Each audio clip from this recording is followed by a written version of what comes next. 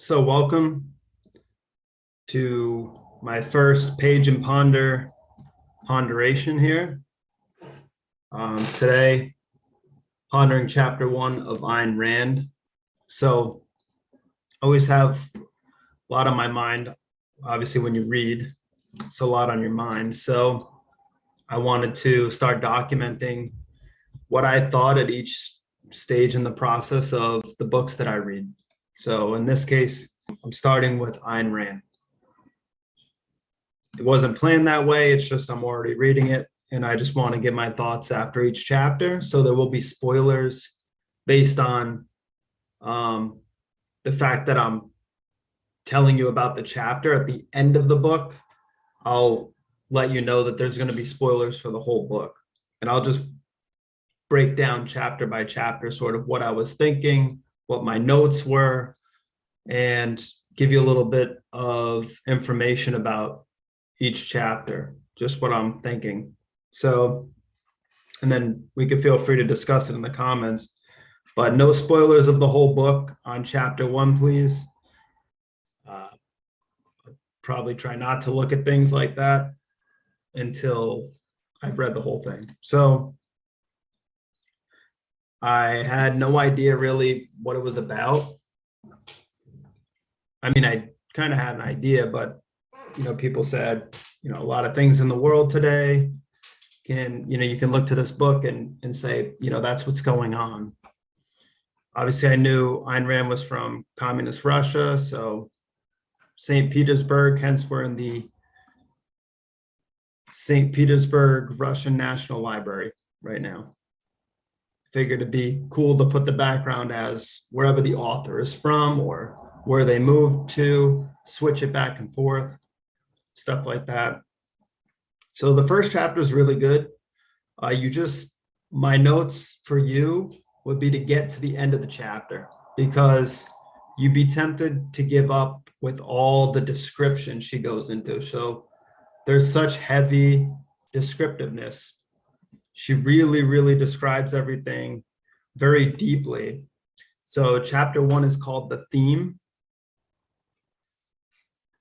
And she starts out with Eddie Willers, which is a childhood friend and employee of Taggart Transcontinental and a childhood friend of the owner and the vice president of operations for Taggart International, which are Dagny Taggart, vice president of operations. And she's like, she's something, she's fun. I'm 5 chapters deep, so I'm not going to tell you about anything from chapters beyond chapter 1 in case you want to read along with me, or you want to watch these after you read the chapter and just hear what I have to say about it. So yeah, chapter 1, we get introduced to Dagny. She's on a train. She's going to meet her brother. But first, we get introduced to their childhood friend, Eddie Willers, who works for the company. And he's very almost patriotic about it, very dedicated. It's his mission. He believes that working for this company is doing right, but there's a sense that something is wrong. So it's called The Theme. And Eddie Willers is sort of walking through the city, and Ayn Rand paints the picture of the Tower Tarot card, basically, how the old structures are coming down. And then when we get to Dagny, and she's on the train, and we realize that she's actually fairly competent, and she brings in this energy of astonishment. So one thing that I would tell you to look up right at the beginning of the book before you do anything, because I read the first 100 pages. I mean, I've read over 100 pages, but I've read the first 5 chapters. In those first 5 chapters, the words astonished, and the words astonish, and the word indifferent are words you're going to want to look up. And notice themes around those. So there's a sense of the Tower card, which is this burning tarot card, which I'll probably put up on the screen. And she describes it basically to a T. The clouds in the shafts of skyscrapers against them were turning brown, like an old painting in oil, the color of a fading masterpiece. So we get the end of the breakdown of society she's basically painting. Long streaks of grime ran from under the pinnacles down the slender soot-eaten walls. High on the side of a tower, there was a crack in the shape of a motionless lightning. Now, she mentions lightning twice. On the very next page, she says, one night lightning struck the oak tree, which was Eddie Willer's. This was his real symbol of strength, this oak tree that stood in the Taggart yard on a hill. And, to him, he's painting the picture of how there was strength in the world, and now everything that he thought was strong is sort of, not so anymore. Things are now in question. And so there's a crack in the shape of motionless lightning. So the tower card gets hit by lightning, which is the necessary dissolution of structures.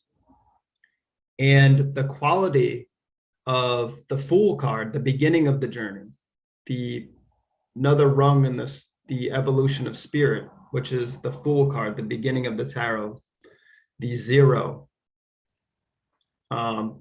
is open astonishment. And I get that from other texts. A lot of what I study is the occult. I'm an astrologer, so astrology. And so, one of the main things here I noticed immediately was her painting this picture of society coming down. She said, a jagged object cut the sky above the roofs. It was half a spire, still holding the glow of the sunset. The gold leaf had long since peeled off the other half. The glow was red and still, like the reflection of a fire. Not an active fire, but a dying one, which is too late to stop. So if you know anything about the tarot card, it's this moment where, or it's this state where structures of our life are coming down so that our spirit can once again express itself through more adequate structures. So if the relationship in your life is bad, then it needs to be torn down. And so we're getting a sense that something is no longer good. Something has cut into the fabric of society. And the fire having already burned out, meaning like there's something that we can't stop happening here. The wheels are already in motion. And it's almost like we're going to have to see this thing through. The destruction of old structures and the putting up of new. Eddie Willers had blonde hair, a square face, and a look of scrupulous attentiveness and open, puzzled wonder. So wonder goes along with that astonishment. So astonished, to fill with sudden wonder. So Eddie Willers and Dagny Taggart are like childhood best friends. And Eddie's also friends with James, but a little less so. Eddie works for Dagny, we find out. And Dagny is the vice president of operations. She's very in love with this railroad, which you'll find out. And so they run a railroad company called Taggart Transcontinental. And basically they're in a tough spot right now because they have this Rio Norte line. So this Rio Norte line goes from Cheyenne, Wyoming down to El Paso, Texas. And right now the line is failing. So Eddie Willers, Dagny's friend and employee of the company, is trying to get James Taggart, the president of the company, to realize that they need to save this line. They have to put their energy into this Rio Norte line that goes to El Paso. They're losing their business to this other railroad called the Phoenix Durango. And what's happening is James Taggart's thinking about friends, alliances, humanity, he calls it. So you get the early sense that, he's sort of, not sort of, he's, fully on the communist spectrum here. He's doesn't care about the productivity of his railroads and the people that he's been serving, because he's focused on the San Sebastian line, a railroad line that they built in Mexico, which cost them $40 million and really put them in a hole. Sorry if that bled into chapter 2. But so they're in a very tough spot, and they don't have much money to fix this Rio Norte line, but they have to. And James Taggart's got a friend, Orrin Boyle, and he's supposed to be delivering steel for this line, but he's not delivering. It's been quite a while, and Dagny's not having it. She's very confident she wants to fix this railroad. She's got such a love and dedication for it. And so you just basically, in the first chapter, you just kind of see that, they're in a hole, the railroad's in a hole. Dagny begins talking to her brother Jim at the end, with Eddie present, because Eddie's her assistant, basically. And, they have a really good dialogue. So if you can get to the James Taggart and Dagny dialogue at the end of the first chapter, you're in a good spot. The fact that James is so serious about the human element. Dagny's not thinking about the human element because she's thinking about being productive. You have people to think about. People need their products in and out of all these states down to El Paso, Texas, and back up again. So, she's thinking about how we can serve all the people in this country. And James is trying to run international favors for Mexico and cash in on mines that are there. So he's trying to be altruistic, but, he's not being very productive. He's not being realistic. And he doesn't really care about the people who've helped grow his business, the people who are shipping on his lines. So it's very interesting to see the early dynamics.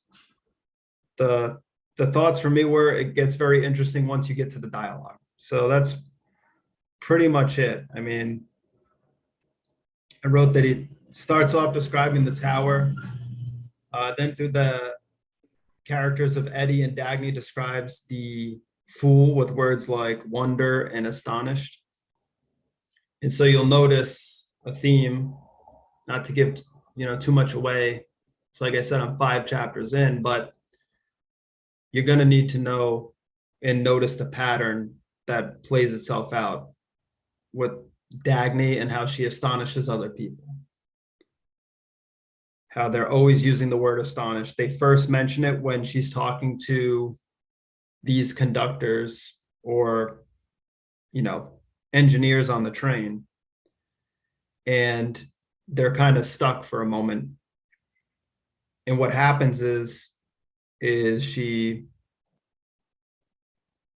basically says stuff to the people on the train. And the quote is that a moment of astonishment at a question she had not expected, but the engineer looked more closely at her face. In time with her answer, he gasped, "Good God." She answered not offensively, merely like a person who does not hear the question often. "Dagny Taggart."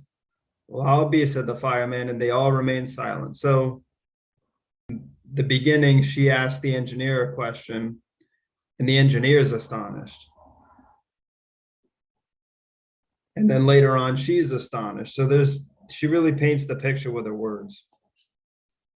One other thing about this first chapter was Richard Halley's concerto.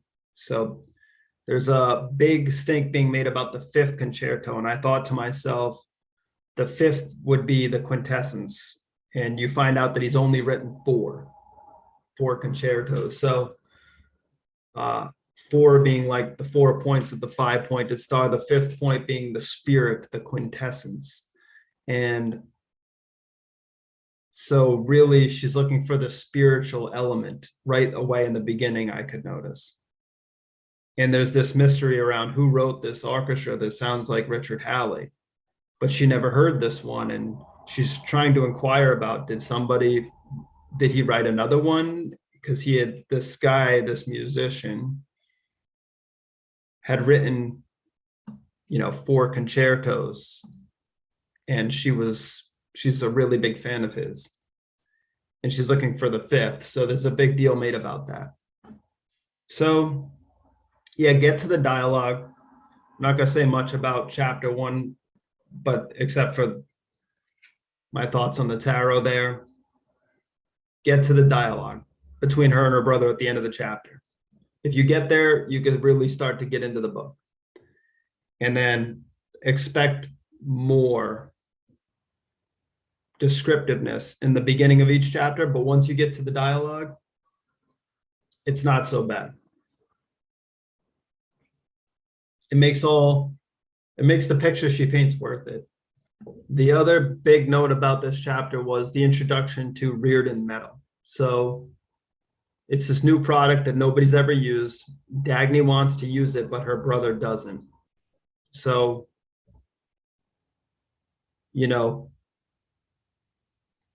there's almost like